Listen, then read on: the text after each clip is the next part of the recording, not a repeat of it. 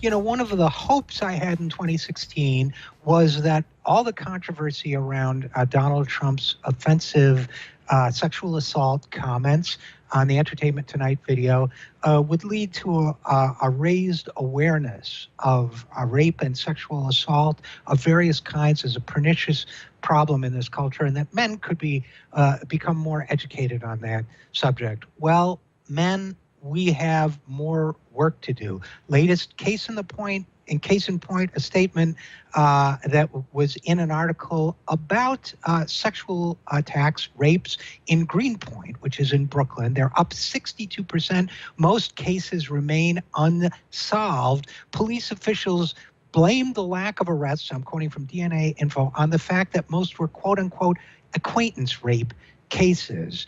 Now, Captain Peter Rose of the NYPD said, quote, "Every rape should be investigated.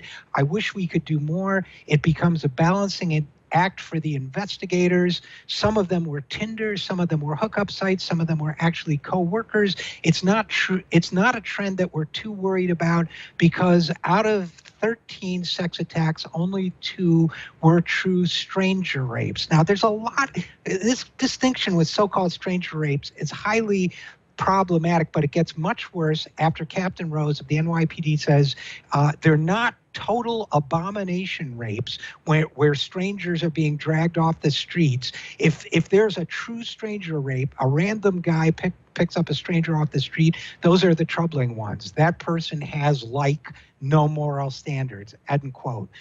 Men, we have a lot of educating to do. This is, people don't realize it, but a few decades ago, spousal rape was not even considered a crime in this country.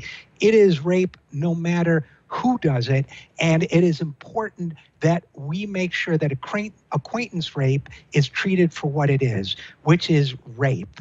This is an education we must take on ourselves as men, as members of a moral society. It is every bit as much of an abomination when it is between acquaintances, and in fact, when it is between spouses, as it is when it is between strangers. So men, let's educate each other on that point.